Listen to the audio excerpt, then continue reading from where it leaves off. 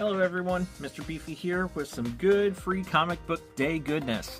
Today is free comic book day, and I was lucky enough to score some of these actually before today. And so I was just going to go over some of the ones that I got and what I liked or didn't like about them. And first up, we're going to start with The Amazing Spider-Man in the Ultimate Universe. The first part of it is basically doing a preview for Amazing Spider-Man #1. They're doing another #1. It was a fun little romp. Nothing too special, I don't think, but it was enjoyable of a read. But I don't think it's going to get me to buy any of the new Spider-Man, Amazing Spider-Man. Now, the second one I was a little bit more interested in, as this is following Miles Morales, and it has the Maker. Both of them lost their universe, and of course now that universe has kind of come back if you've been reading Ultimate Spider-Man or the New Ultimates. So this follows Miles Morales, and basically what we're going to end up with here is Miles Morales is going to end up back in his universe, but it's not really his universe anymore. So out of all of them, this one is the one that stuck out to me the most, even though I have been considering dropping the Ultimate Spider-Man title. I will say the idea of this story was probably the most appealing to me.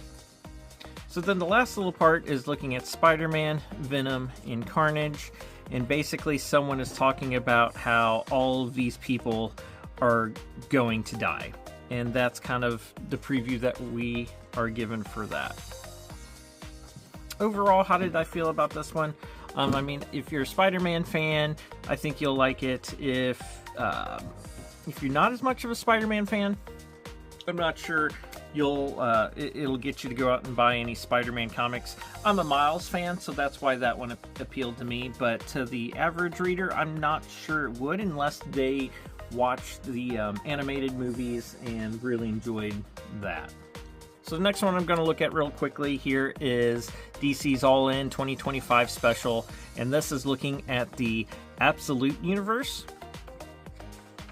So we get brief looks here at Batman, and we have someone talking, which you find out is this Absolute Mirror Man.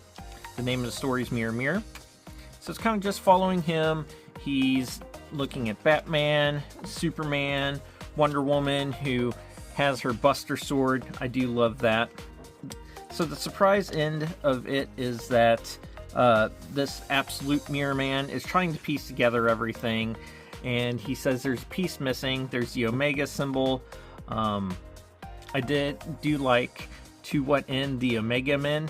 I did like the original Omega Men comics, so that'll be interesting to see if there's an absolute version. But then we are treated to the regular universe's Mirror Man. So that will be interesting. I found this kind of story interesting as to what they're going to do with that. I will say I've stopped pulling all of the Absolute titles, and I haven't tried any of the new ones that they're advertising here. It wasn't that they were bad, it's just I wasn't that drawn in by them. But the second part of this one is a preview of Superman Unlimited. The art was pretty good. I liked Albuquerque's art from the days of American Vampire, so that was good looking. But yeah, it ends with Superman saving the day of everyone, but the preview ends with him trying to stop this extinction level event. There's this giant meteor coming in that the Watchtower finally saw, and Superman was going to bust it up, and lo and behold, what was in it? Oh, kryptonite. Oh no, Superman. Now, the Earth's doomed, and so is Superman. But that's the start of Superman Unlimited by Slott and Albuquerque. This one was an alright read. It was, I think the art probably pulled me more in than the storytelling in this one, just because I liked Albuquerque's art in American Vampire, but your miles may vary on that. So next up is the Free Comic Book Day Fantastic Four 2025, plus there is a giant size X-Men preview, I will have to say, Fantastic Four is one of those weird titles. Like, I will pick up back issues, I will buy them in the dollar bins, and I always enjoy reading them, but I very rarely ever have them on my pull list. And I will have to say, when reading this is by Ryan North, this one got me interested. So they teleport, there's these little creatures that are like, hey, we're having a sleepover, ha ha ha, we're trying to conjure demons. Johnny Storm, I'll bring it closer. This mustache of his is ridiculous, and I love every second of it. Sue Storm, though, on the other hand, is looking like she's trying too hard to be like a college freshman. I don't know what the art is with that. It's not terrible. It's just something kind of funny that this spread, she looks like she's much younger than what she ought to be. But Johnny Storm's mustache, it's worth it just for Johnny Storm's mustache there. But there's some fighting of monsters and stuff. Fun comic. The art, I feel like, is pretty solid on this. It was solid enough that I think I'm going to go ahead and order this one. So good job, Free Comic Book Day. You're probably going to get me to order this one. It's coming out in July 2025, so it should be in this month's previews. The follow-up story is an X-Men one. This one I felt was a little bit weaker.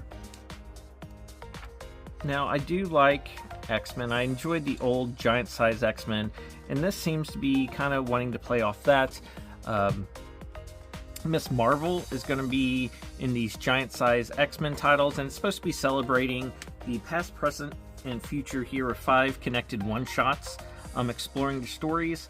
I don't know, this preview didn't give me enough to make me interested in the title. So I think it's good that they didn't lead off with this one. And then there was a silly little story about this couple who are in real life, and one is in the comics, the other isn't, and so they're transported in here. And they're talking about, oh no, Free Comic Book Day, this is our first appearance, that sucks. Hopefully we have our first appearance in another comic, and somehow Wish is their first appearance in a Gwenpool issue, or Spider-Gwen issue, or Concert of Champions, whatever. But they kind of end it on a joke with, to be continued in Wolverpool and Deadverine Kill Paul #1, and then it says no. So this is just kind of a little joke story put in there, kind of recognizing that no one likes Paul from the Spider-Man universe, which, if they're making fun of that, maybe they ought to give the fans what they want and get rid of Paul. I am not a big enough Spider-Man fan that I hate Paul. I don't love Paul, but that's what this joke is referring to, so I'm sure some people will enjoy that. It was kind of cute, recognizing that a lot of people don't like Paul. But otherwise, Fantastic Four, I think this one's going to do, I think this will do well, especially with the new movie coming out. Next up is the Star Wars Free Comic Book Day. This one has 3 little story previews in it. The past is prologue, so this one is following Luke Skywalker, runs into some smugglers, has a little fight.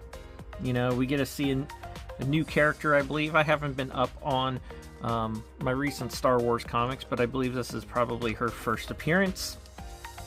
And basically it's going to be leading into Star Wars #1. I felt like this was interesting enough, and I went ahead and pre-ordered the new Star Wars series anyways, so I'll be getting it, so I'm looking forward to that. The next one is following this character called Vinay. I'm going to call him Vinay. If it's wrong, I'm sorry. But basically, he was kind of like the keeper of Vader's tower. And so, it's talking about how he kept it together, and then he died, and then, he's trying to find a purpose because his purpose was Vader, and then we get the little line, there is another, kind of reminiscent of Yoda in The Empire Strikes Back. And so this is going to be continued into Legacy of Vader. I kind of skipped that, so they're coming up to, as this shows, Legacy of Vader number 3. I skipped it. I felt like this story was interesting enough that today, when I go to some shops, I might try and see if I can pick up the Legacy of Vader 1 and 2 if it's out, or if I can find it. So good job on that. And then the last one here is going back to a little bit older of a time, following Qui-Gon, and this other new young Jedi Padawan. And it's showing him and Qui-Gon. And this one's going to be continued in Jedi Knights 3. And so the characters in the back of this one, Ren Zenat from the Star Wars, then there's Vinay from the Legacy, then Tensu Run is the Jedi Knight from the other one, and they're going to be looking for Corliss Wrath.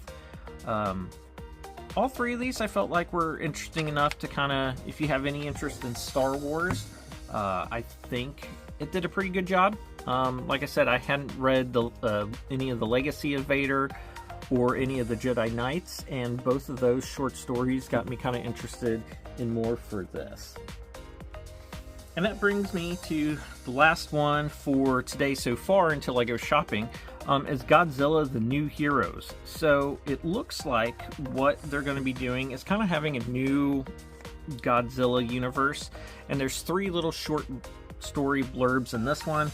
The first one is just titled Godzilla, and it's by Tim Seeley, and as I've joked about before in some of my other reviews, I can't get away from him. And so that's the story they start with. We're in New York. The basic idea behind this comic is America has its own G-Force, and Godzilla shows up, and we have the G-Force right here. Jet Jaguar is a part of the G-Force, and it's kind of funny, he can only speak through his 90s theme song, so he can't say anything that isn't from his theme song. But yeah, so Godzilla shows up, as Godzilla does when he feels like there's a threat, and so they start alluding to, you need to keep an eye on this person or you're going to miss it. So they're talking about this guy right here, and you see he's about ready to get zapped, and out from the rubble jumps this person. So this is basically going to be like a superhero Godzilla title, I believe. It's going to be following this American G-Force team with this G-Mutant Jason on their team who wants to kill Godzilla and, I'm assuming, fight other kaijus. So this is going to be continued in Godzilla number 1. And then there is another preview of Godzilla Escape the Dead Zone. And so, if I remember correct when reading this, this is kind of a preview of the American Pacific Northwest. And it's showing a bunch of mutants and monsters. This guy looks like he might be kind of like a rat or lizard or something because of his claws and stuff going on. But there's some like kaiju monsters that look kind of gnarly. Some interesting art there. I'm liking the art. Not a ton in the way of specifically Godzilla in the preview, other than like little kaiju monstery things. The art is good. The story, I didn't have a lot there for me, but the art was interesting enough that I like the monsters that I might try and give Godzilla Escape the Dead Zone number 1 a try. And then the next and final preview of this one is Starship Godzilla. And the basic idea behind this one is, Earth has had many kaijus and monsters show up from space in the Godzilla movies, and this is kind of going the opposite way of the humans are going to be going into space and possibly taking the fight to the monsters there. We get to see some baby kaiju eggs. We don't know specifically what those are, but it does look like they will be traveling in space via Mechagodzilla, so I think that is going to be their mode of travel. And it says to be continued in Space Godzilla number 1. I like the art in this one. It seemed like it could be an interesting concept of people traveling space with kaijus, so I think I'm going to be down for that. So really out of all of these Godzilla ones, I felt like the Dead Zone was maybe the weakest. But all of them I felt like were pretty... If you're a fan of Godzilla, I think all three of these have potential to be good new titles. So, and you know, if you watch the channel at all, Junior Beefy is a huge Godzilla fan, and because of him, I've become a fan of Godzilla. So there's a good chance that I'm going to be getting all three of these titles to read. But that is it for my free comic book day haul so far. You know, I'm drinking my cup of coffee this morning. So far, I pretty much enjoyed everything. I felt like the Spider-Man one was maybe the weakest. Fantastic Four was fun. The Absolute Universe, if you've been reading the Absolute Universe, you're going to like the DC one. Kind of the same way with Star Wars. And if you're a Godzilla fan, I think this is a must-get for you. I will say that if you do participate in Free Comic Book Day, make sure you're being nice to the comic shops. If you go in there and get a stack like this, make sure you buy something, because I don't know if everyone knows this, but the owners do have to pay for these. So while you, the consumer, don't pay anything for these, the comic companies still make the comic shop owners purchase these. Now granted, they do not cost the comic shop owners near as much as a regular comic book, but not only do they pay for each issue, but they also have to pay for the shipping. So don't be one of those customers that just, well, I don't even know if I can call you a customer, but don't be one of those people that just walk in there, grab a comic, say thank you, and leave. And I've seen that before at my local comic shop, that you will see certain people that only come in once a year to grab about 3 copies of everything because they bring everyone in their family to do it, and you will never see them walk in that comic shop again, and they basically just go around the free comic table and exit.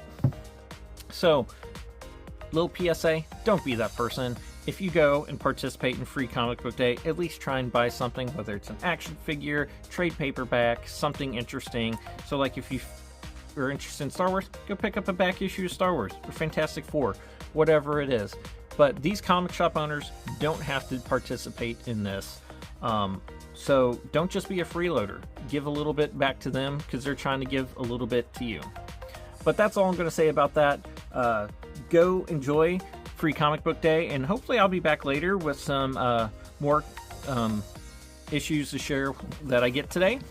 But as always, I want to thank you for stopping by. Please like, share, and subscribe to my channel if you haven't already. And you have a great rest of your day.